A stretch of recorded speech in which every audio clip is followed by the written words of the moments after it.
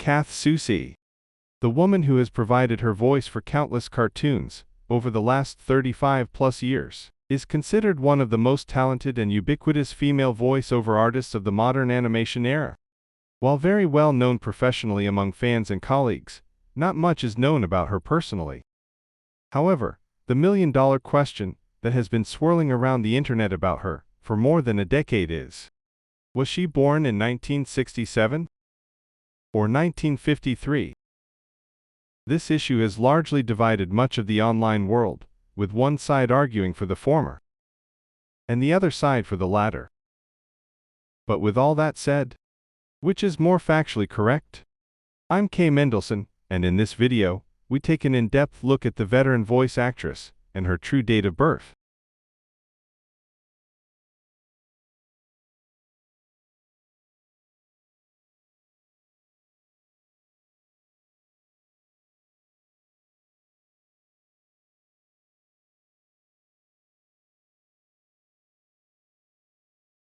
For those who grew up in the 1980s and 90s, the name Kath Soucie has been synonymous with many people's favorite cartoon characters.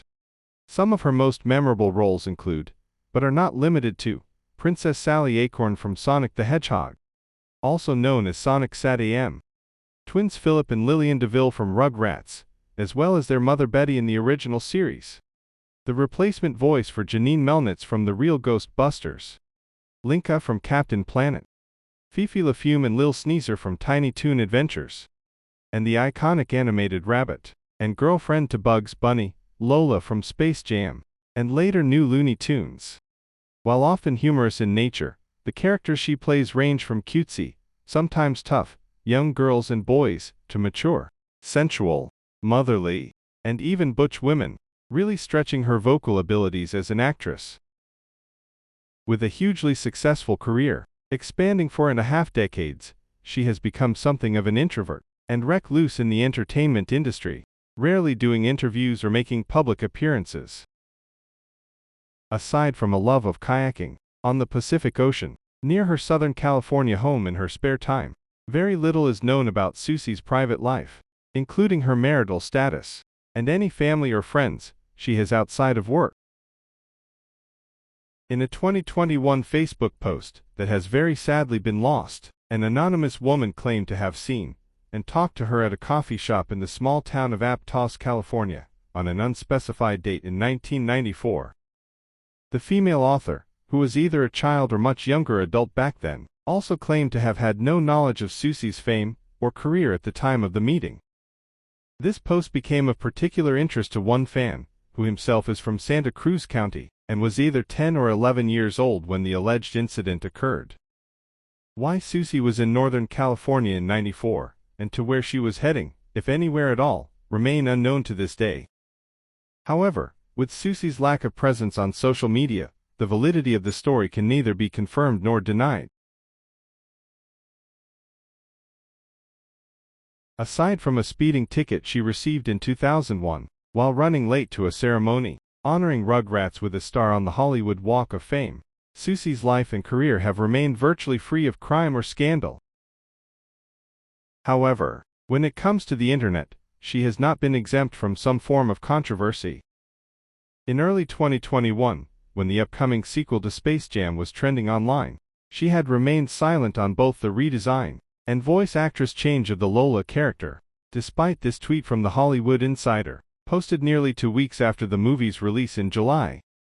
Kath Soucie had been set to reprise her role as Lola Bunny, and had all of her dialogue recorded. But for unknown reasons, she was replaced by Zendaya during late post-production.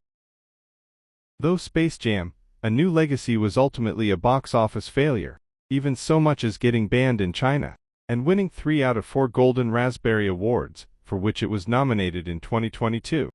One very likely theory is that Soucie had signed a non-disclosure agreement with Warner Brothers, preventing her from talking to the press, and bringing about any negative publicity or potential loss of profits, despite the studio's most recent controversy of indefinitely shelving movies, like Batgirl and Coyote vs. Acme, for tax write-off purposes.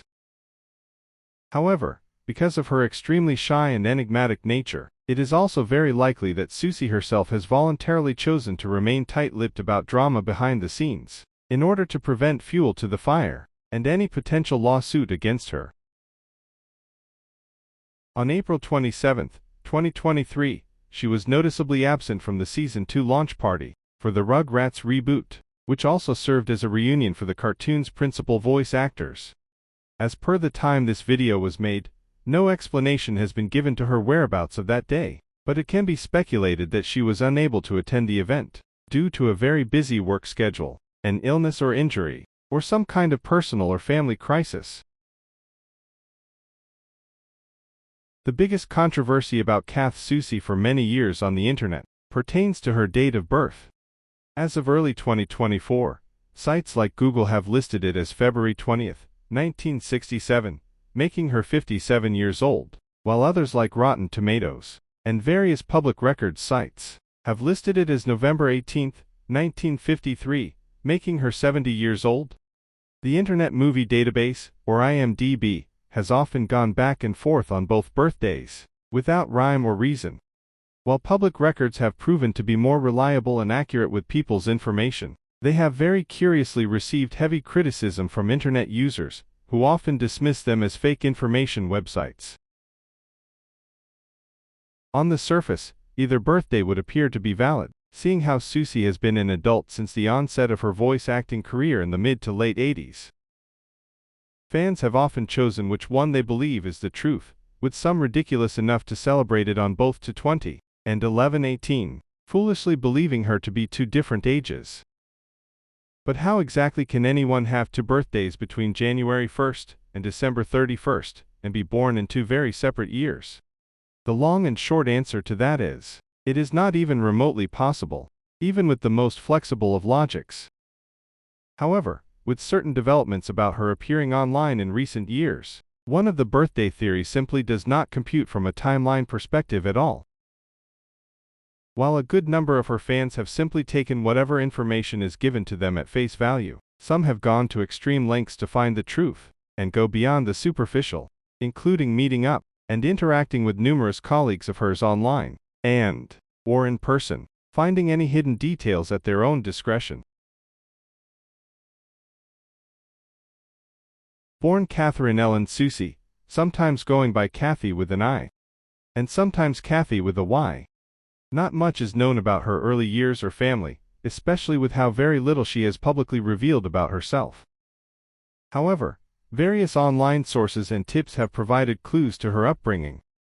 In a 2008 interview she had done with Bart Simpson voice actress and longtime colleague Nancy Cartwright, Soucie has had a love of acting since she was a very young child, performing in numerous plays and amateur productions.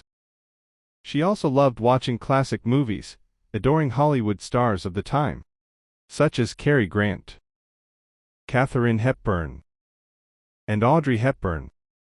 No relation, Ingrid Bergman, and perhaps her biggest idol, Lucille Ball. This piece of information alone should serve as an inkling that she was born sometime in the 1950s, especially with I Love Lucy being one of the most popular sitcoms during the early years of television, continuing to air in reruns to this very day.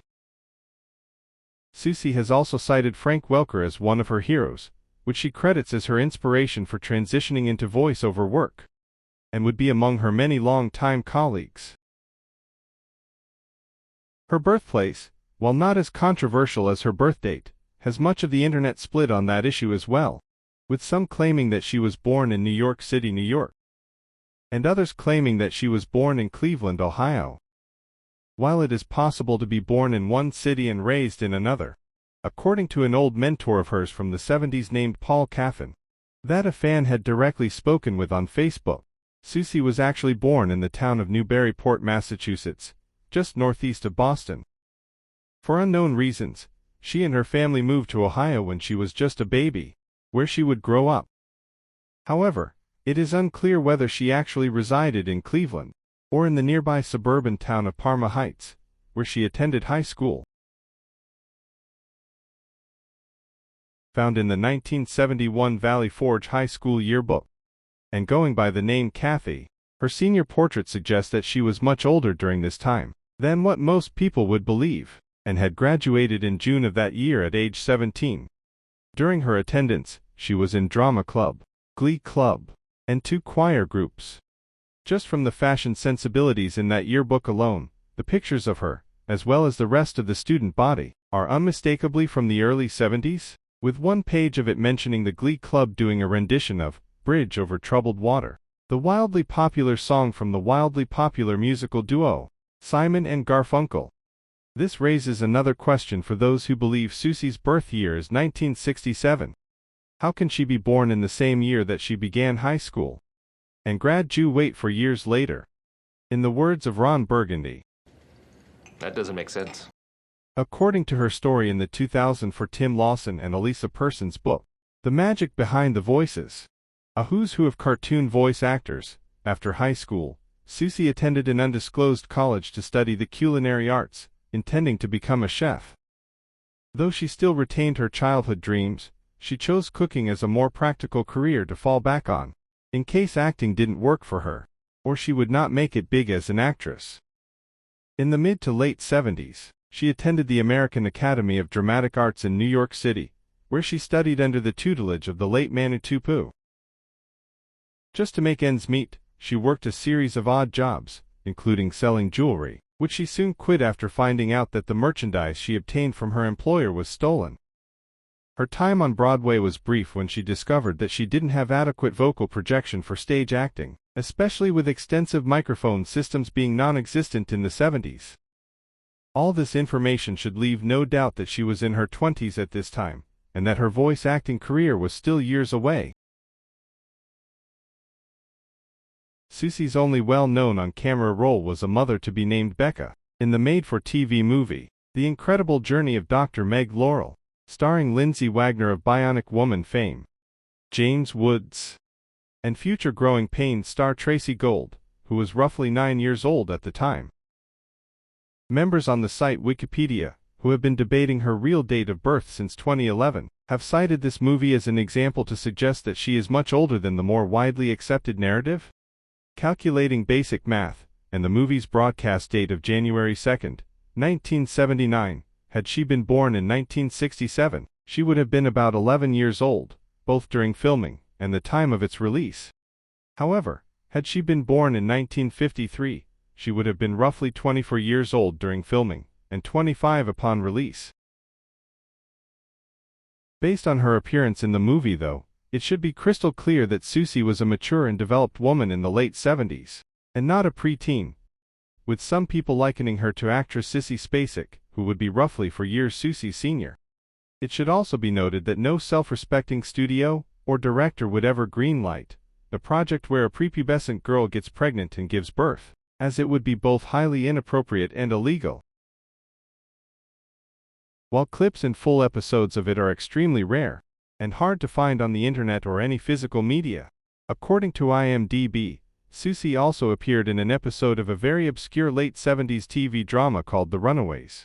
Both the age and nature of her character in that show are unknown, but it can be surmised that she had played a teenager, especially with many adult actors in their late teens and 20s back then, including future Terminator star Michael Biehn in the pilot episode, still being young enough to play those types of roles in movies and television.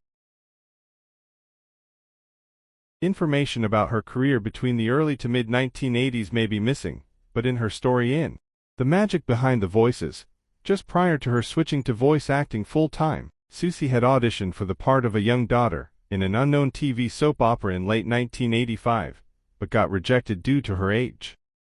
She never specifies in the book how old she was, but, going back to basic math, she would have been either 31 or 32 years old at the time of the audition, had she been born in November 1953, which is arguably way past the normally accepted age range for an adult actor to play that kind of character. It should be noted, however, that every production in Hollywood varies in terms of what actors they want to hire to play certain characters. Since the 1950s, many studios have been more partial to hiring adults between the ages of 18 and 29 to play teens, as they can work longer hours on sets and not be subject to child labor laws. However, in some very rare cases, actors in their 30s can be hired to play these roles as well. Though for the sake of argument, using grade school math again, had Soucie been born in February 1967, she would have been 18 years old at the time, which would be more age appropriate to play a young daughter, making absolutely no sense to her rejection, unless she fell short of a certain requirement, or the issue was completely unrelated to age. Though Soucie can be heard in many cartoons in the late 1980s, including as Princesses Starburst and Tiffany in My Little Pony, Ingrid Minx Kruger in later seasons of Jem and the Holograms, and Janine in The Real Ghostbusters, following the departure of Laura Summer. Her very first voiceover role came in the often forgotten Rambo, The Force of Freedom, where she played minor characters. She states that 1986 was a very difficult time in her career, as she felt as if she were having to start over, often cold-calling many directors in an attempt to sell her talent. Also, regarding the 1967 birth year theory, it would be highly unlikely that she would simply enter the voice acting field at the hypothetical age of 18, just fresh out of high school, without a single professional acting gig on her resume, an institution to train her in that field, or even a mentor to help improve her skills.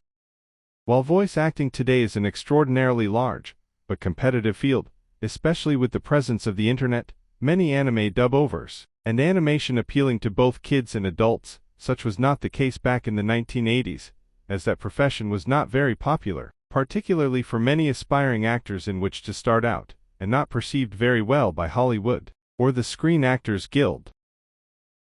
Setting aside stories of horrid working conditions for many studio artists of the time, including the outsourcing of animation to Japan and Korea, at much cheaper costs, many cartoons of that era were viewed primarily as children's entertainment, often with the main objective to sell toys. However, Soucie and many of her future colleagues would choose to transition into voice-over work, some inspired by legends of the past, after gaining lots of professional experience in acting in the 80s, or earlier. It should also be noted that a good number of them, including Soucie herself, had grown weary of the limitations and restrictions of on-camera acting, and hoped to find other avenues to expand their talents and careers. As Homer Simpson voice actor and Soucie colleague Dan Castellaneta once stated, "You can be a bad actor and still have a career, but if you are a bad voice-over person, you are not going to make it." This quote would become particularly poignant, not just with Soucie and many of her colleagues replacing certain veteran actors, who are either deceased or too old to play beloved characters in popular franchises, but with modern-day Hollywood's mistreatment of the veteran voice acting community. In an act known as stunt casting, major movie studios would hire big-name stars of the time, with little to no experience in the field, for their films, in lieu of greater talent.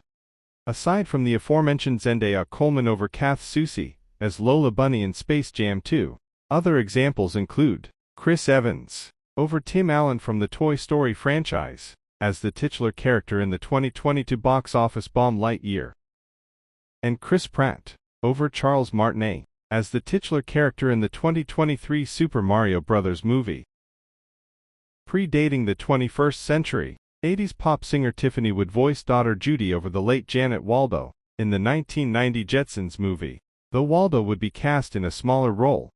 Despite all these veteran actors playing their respective characters for years, breathing lots of life into them, they have more often than not been treated like second-class citizens by top studio executives. Going back to the issue of Kath Soucie's age, some of her fans have gone to great lengths to dig up the facts, even so much as contacting some of her old colleagues to inquire about her real birthday, when the internet in general has not been of much help. One fan in particular had been in contact with voiceover artist E.G. Daly from Rugrats, and Nika Futterman from Hey Arnold. Both have claimed that to 2067 is completely false, but still remain in the dark on the matter. One of her colleagues, Phil Lamar from Futurama and The Weekenders, claims that Soucie may be more comfortable with the much younger birthday and embarrassed about having her personal life all over the internet. It is a fact that while there have been those in the entertainment business who have lied about their ages and other facts about their lives, some on their own free will, there have been others who have been manipulated by handlers to hide the truth, to sell themselves better, and look more appealing in Hollywood, especially in the days prior to the internet, when public information about celebrities was not as easily accessible. It is very unlikely that the 2067 birth date came from Soucie herself, though one popular theory is that it originated from an agent or manager of hers who suggested she use it to help her gain more voice acting roles in the industry. A less common theory is that a misunderstanding or clerical error on a website dedicated to Futurama fandom confused her birthday with fellow cast member David Herman, who was in fact born on February 20th, 1967. On a side note, Herman played the character Michael Bolton, and related to the 90s pop singer, in the 1999 Mike Judge comedy movie Office Space. Michael Bolton, the singer, was born in 1953, which would be the same actual birth year as Kath Soucie. In a very ironic twist, both in February 2020, and 6 days apart from each other, Herman, who again was born in 1967, turned 53 years old, while Bolton, who again was born in 1953, turned 67 years old. The same numerical logic can be applied to people who believe Soucie was born on either November 18, 1953, or February 20, 1967. On January 20, 2023, Angelica Pickle's voice actress Cheryl Chase had wished her Rugrats colleague a happy birthday on Facebook, without giving away Soucie's age or year that she was born. One of Chase's followers had corrected her in the comments section and presented her with a screenshot from a public records website, causing her to later change the text in her post. Nearly 3 years prior, on February 21, Space Jam and Futurama colleague Billy West had wished Soucie a happy birthday on Twitter, most likely alluding to the 220 theory. In August 2021, that same fan was in contact with what he initially believed to be Kath Soucie on Facebook, only to quickly discover he was communicating with a scam artist after he was asked to buy a very specific gift card for them. After suspicions arose, he quizzed them about her age and date of birth, to which they said she was 54 and born on February 20th, giving the more international format of day before month. He told them twice that they were wrong and that they had just failed his test. On February 20th, 2023, more than a month after initiating contact with an old friend of Soucie's, from Ohio named Jimmy Holland, that he had met through a post on a Facebook group dedicated to the voice actress, he messaged Holland and asked about her true birthday after numerous fans on the internet gave her their best wishes that day, believing she had turned 56. Despite not including the month or day, Holland stated that 1953 was the real year she was born, for which he thanked him.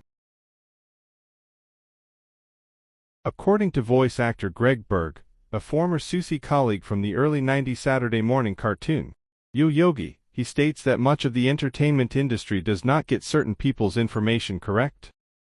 Most of what is taken comes from clerical errors, sometimes used as placeholder text on websites, or misguided sources who take whatever information is fed to them, where it spreads around the internet like wildfire, often misconstrued as gospel truth.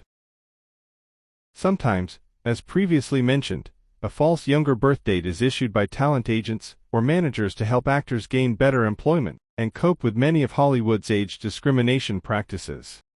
In the case of Berg, one unnamed media source incorrectly listed his place of birth as Sacramento, California.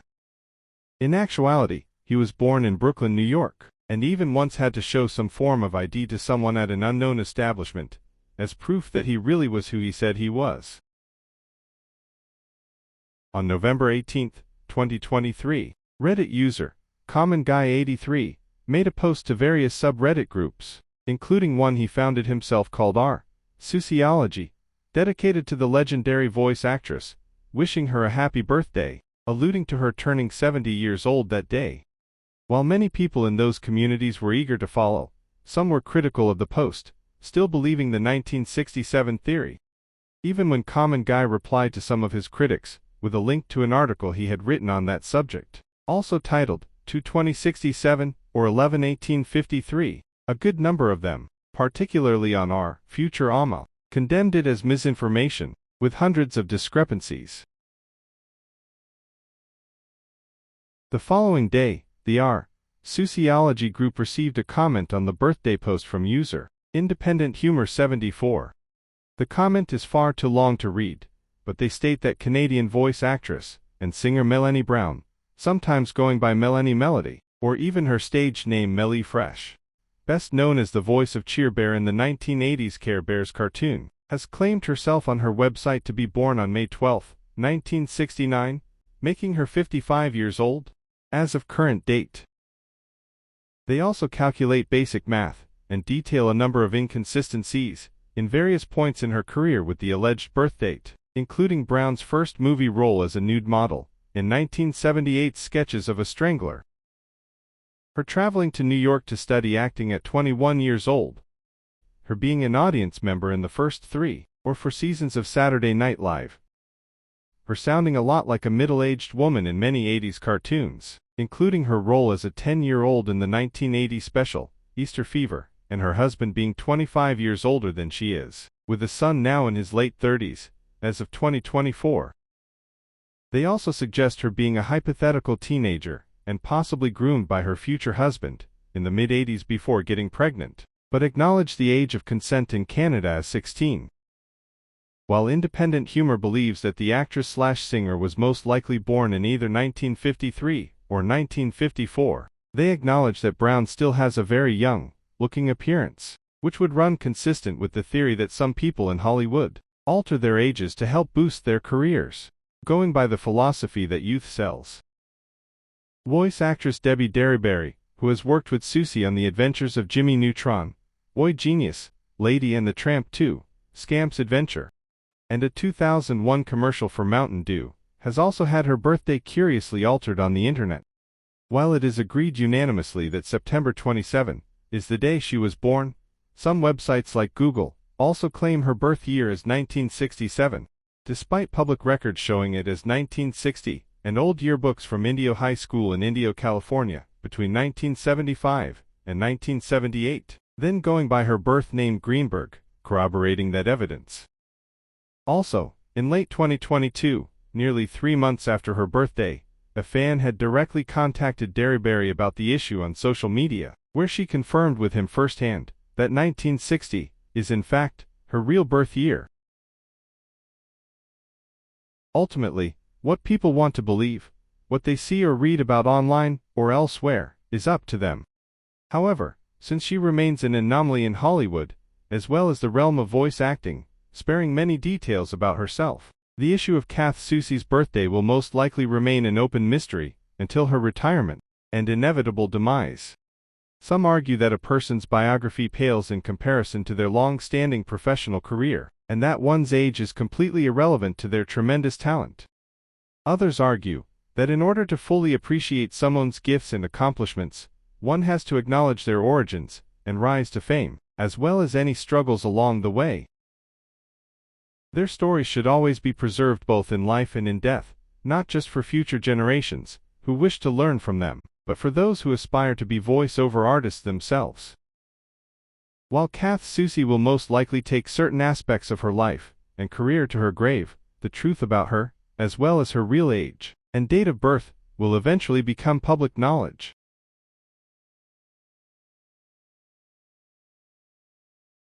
Thank you for watching this video. For any thoughts you may have, please leave a comment and share. For more information on Kath Soucie, please visit the following links.